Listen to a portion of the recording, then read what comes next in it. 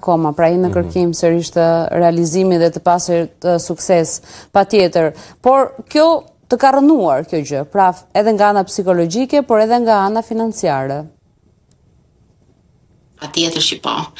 Ky rrugtim përveç se anës ekonomike, anës fizike, atë më të rëndën dhe më të vështirën që shumë persona dorëzojnë është ana emocionale, psikologjike.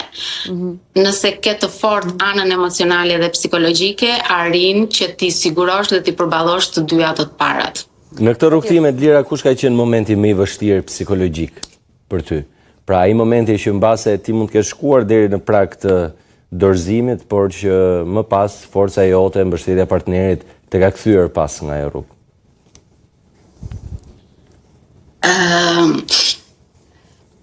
Rrugtimi im më i vështirë ka qenë faza në transferimin e vajzës. Nuk ka qenë për shkak të procesit IVF-it, por për shkak të situatës sonë familjare, ku djali u desh të përballej me një problem shëndetësor, dhe unë e përjetova keq emocionalisht dhe më është dashur që gjithë faza e transferimit të vajzës dhe shtatzania ta kaloj me ndihmë të psikologës. Të psikologës, ka qenë totalisht e nevojshme. Dhe patjetër që në këtë rrugtim ti je me partnerin, bashkëshortin tënd, i cili sigurisht duket pak nga sa ti poston një suport jashtëzakonshëm për ty. Edhe përjetimet, po, përjetimet i ndani bashkë. Po. I ndajmë së bashku, madje ai është më përjetues sepse arrin të shikoj dhe ndryshimet e mia që unë përjetoj si emocionale dhe në fizik, ndërhyrjet që bëj. Çdo gjë që kaloj ai e shikon dhe e përjeton. Kurse unë thjesht përjetoj së brendshmi, reagoj, por nuk e shoh veten time. Ai është pasqyra ime dhe ai drejt me thënë është më i rënuar dhe më i vrarë se unë, pavarësisht se unë i kaloj në trup dhe i përjetoj atë. Por ai e shfaq ka këtë anën tjetër të rëndesës psikologjike. Ne nga shumë mjek këtu, Edlira, kemi pasur mundësi të flasim për in vitro dhe procedurat që bën dhe prandaj të thash, pra që pavarësisht që ti nuk dorëzohesh, kjo gjë të ka ndikuar edhe në anën ekonomike. Të ka kushtuar goxha deri tani këto 5 procedura që ti ke bërë? Nëse mund të ndajmë për t'i dhënë një informacion, ndoshta edhe vajzave që duan të bëhen nëna dhe janë në këtë luftë të përditshme. Çmimet, pjesa ekonomike këtu në Amerikë ndryshon në krahasim nga Shqipëria dhe Evropa. Janë shumë herë më të larta. Pastaj varet nga shteti ku jeton këtu në Amerikë, varet ndërhyrjet mjekësore që mund të duhen femrës ose partnerit, nga siguracioni i shëndetit që mund të kesh se sa mbulon këtë procedura apo jo. Por ne çdo gjë e kemi paguar nga ana jon të mbledhura që kemi punuar ndër vite. Me djalin ka qenë më lehtë sepse me djalin ka qenë më lehtë sepse un kam qenë në punë para se të filloja procedurat dhe gjithë vitet tona këtu në Amerikë u mblodhën ato shumë lekësh dhe ne i kishin me gjendje në bank dhe i përdorën për procedurat e djalit.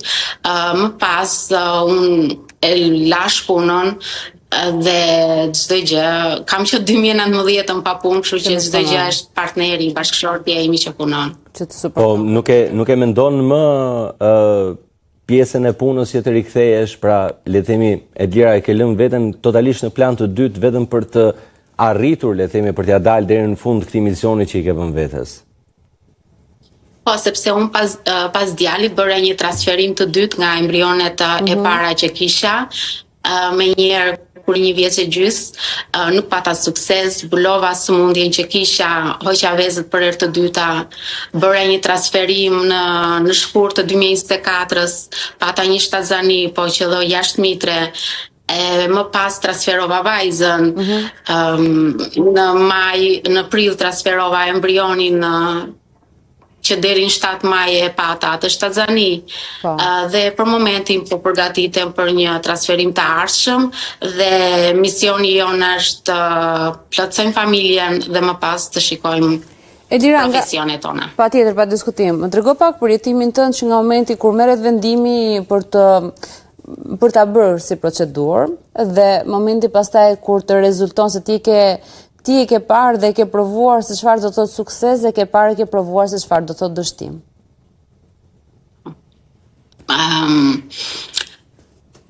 Fillimisht, drejt me thënë Bora, kur i hyra procesit IVF-it, e mendoja 100% të garantuar suksesin dhe fatmirësisht ashtu ndodhi.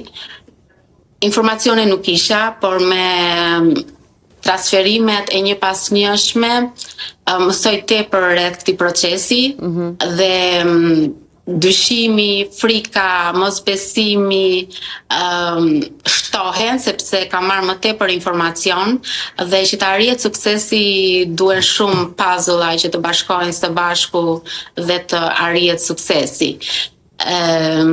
Tashmë